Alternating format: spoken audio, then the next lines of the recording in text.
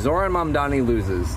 I think I've given up on the Democratic Party at this point. I think I'm just going to completely give up on the idea of anyone having anything good ever. This could really happen.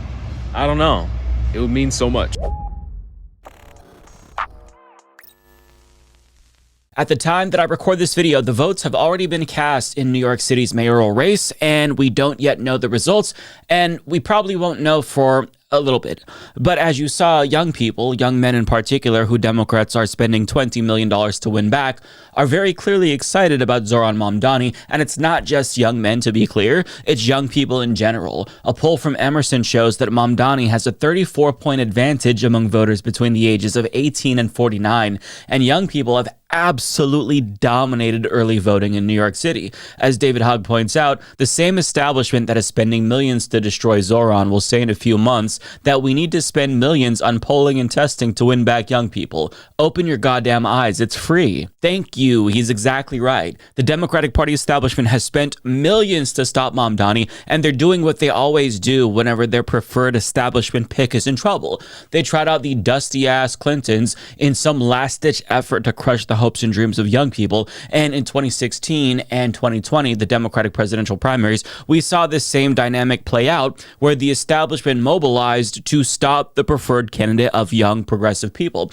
And what they don't understand is that these actions don't just have temporary election effects. Like, they're not just momentarily disappointed. They have lasting effects. It's left young people permanently cynical and disillusioned, specifically now that Trump is in office again, because we're left wondering what could have been had the Democratic Party not fucked us over. But the good news is that young men on TikTok have made it very clear that the outcome of this election could change everything. If Zohran wins, they're back on board with the Democratic Party. But if he loses, they might be permanently done. So all of the Democrats currently spending lots of money to try to win back these types of voters, well, here's some free advice for you. Zohran Mamdani loses. I think I've given up on the Democratic Party at this point.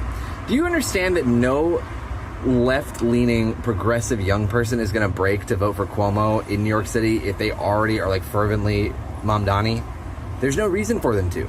Because if Cuomo wins, all it proves to them is that they will always go unheard. But it doesn't go the other way. I really don't know what the split is realistically of like Cuomo hopefuls who would vote for Mamdani, but I think it's many, many multiples over the other way. I think if Cuomo wins the primary, I think that there will be a Republican mayor of New York next. I really believe this. And it will only be because of the Democratic Party's arrogance. The people like Bill Clinton, who came out of their way to say, don't elect this socialist brown guy. That's all it is, too. They don't want to see a socialist Muslim person rule New York City. And that is bullshit, because Mamdani represents the reality of what America is much more than Andrew fucking Cuomo does.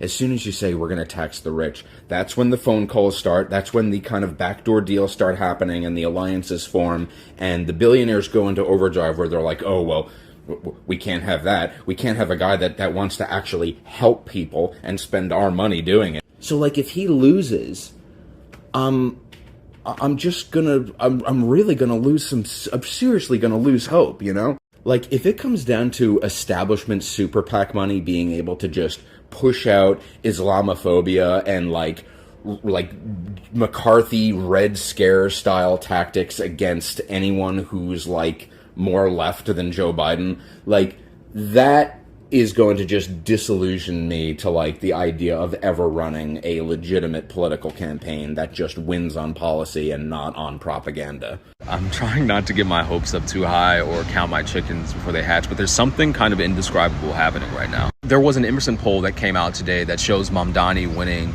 in the final round, but it's not that specifically. It's that twice the amount of people have shown up to early voting than did in 2021. And the largest voting demographic is my age range, 25 to 34-year-olds. And the thing is, you can kind of just feel it in the city. The amount of people who are motivated, the amount of people moving, the amount of people canvassing out there, talking about it. I had a conversation on a train with like a much older lady about it. It just really feels like despite all the money going into Cuomo's ads and flyers, that there's a real energy, like real people, so many real people behind Zohran Mamdani right now.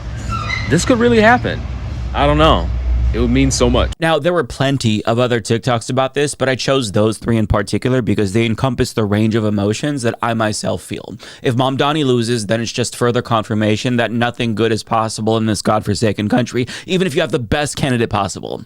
But if he wins, we'll have hope, perhaps for the first time in half a decade.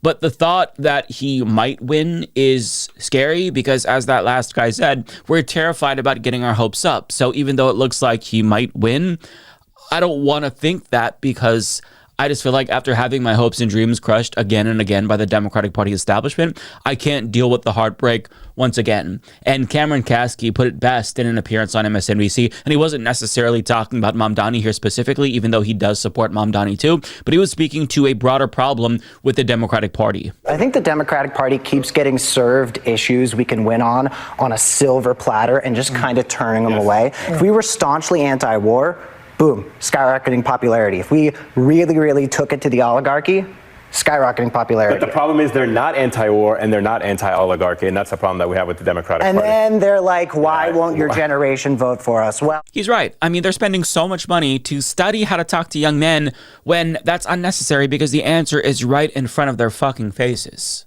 Young people simply want what older generations had, the ability to buy a house, to be able to graduate and not get bogged down by debt. But they want more than what you had. They want the next generation after them to do even better than previous generations. They want healthcare that's free at the point of service like every other country. We want you to stop supporting Israel's genocide in Gaza. Democrats don't need to learn how to talk to young men. They just need to learn how to listen. And not just to young men, to be clear, to listen to women and trans people and black voters who've been the backbone of the Democratic Party but somehow have no influence over policy at all. Think about it. Millions of people took to the streets in 2020 after George Floyd was murdered, and nothing came of that. It's fuck you after fuck you combined with no introspection whatsoever after defeat, coupled with confusion about why nobody likes them, in addition to their hubris and elitism that makes the party so goddamn insufferable.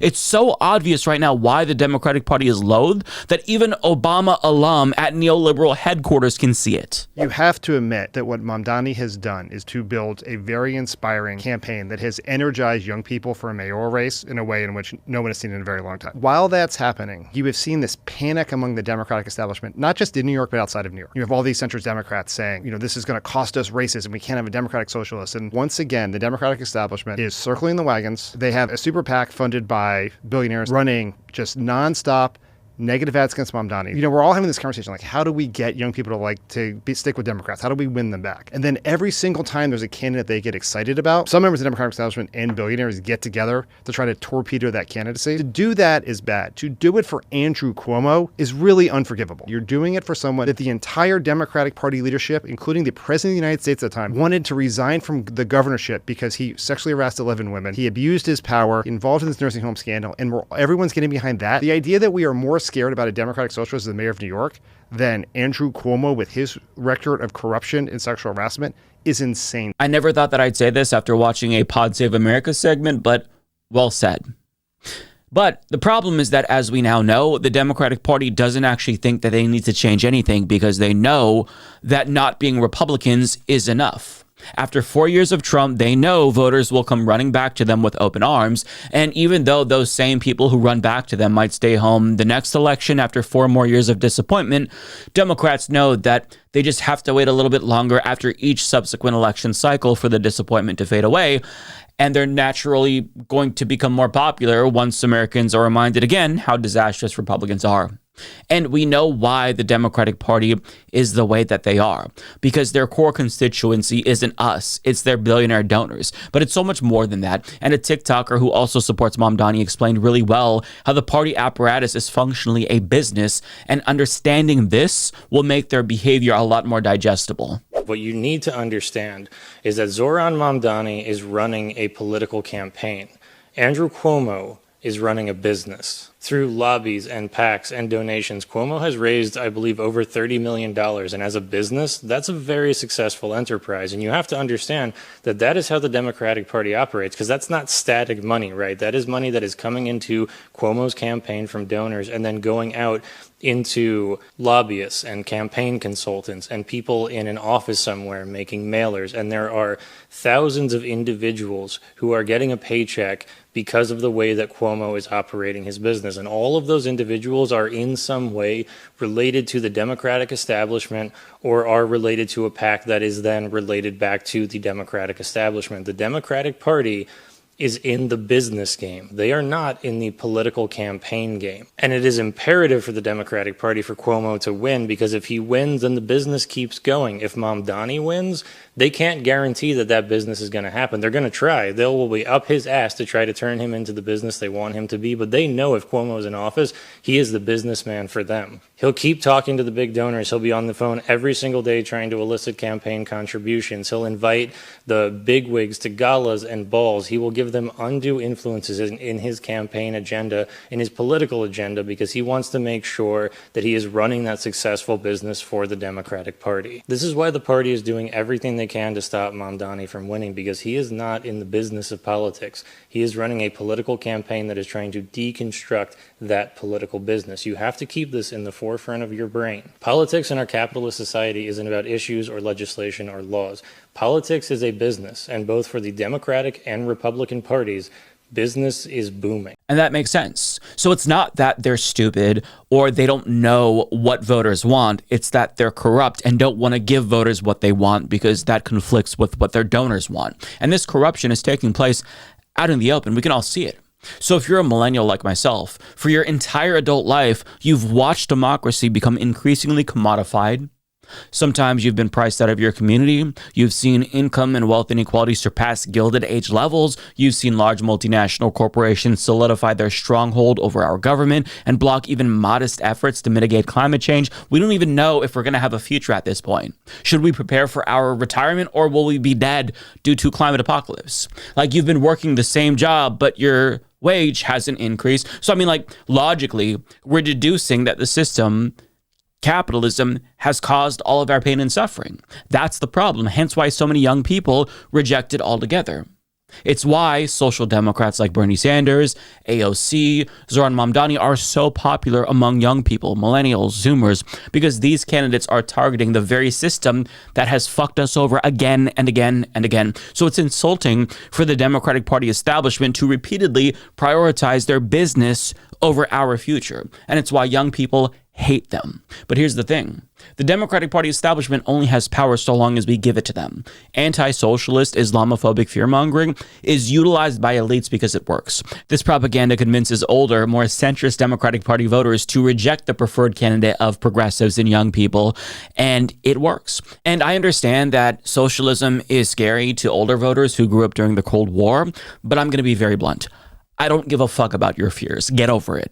My generation graduated into the Great Recession and has been fucked over by the system again and again and again for the entirety of our lives. It's not working for us. So if older voters refuse to let the Democratic Party become the vehicle for change young people want it to be, they have to understand that they are complicit with the rise of fascism. It's either socialism or fascism. That's the two options. Pro-capitalist neoliberalism isn't creating winning coalitions, clearly. So it's time to switch it up if you actually want to defeat fascists once and for all. And I get that there's millions of dollars being spent against Mamdani, as well as a coordinated smear campaign by media elites like Stephen Colbert, who try to portray Mamdani as some scary Muslim anti-Semite. Fuck you for that, by the way, Colbert. But at the end of the day, Mamdani is simply saying he wants the city to be more affordable. If you say no to that message, then stop complaining about the cost of living. Stop complaining about things getting worse. Stop complaining about young people not voting, because your support for the establishment candidate over progressives again and again has permanently disillusioned them. So yes, I am blaming the Democratic Party establishment, but I'm also blaming voters if they don't vote the way that is logical in this instance. Having said that, it's entirely possible that enough Democratic voters finally do see the game that's being played and how they're being duped every single election. As Newsweek reports, so many Democratic Party voters are fed up with the establishment's bullshit that almost half want an entirely new party. That is a stunning number. Moreover, 6 in 10 Democrats now say that the party needs new leadership. So if Democratic Party voters really are as dissatisfied with the status quo as they say they are, prove it.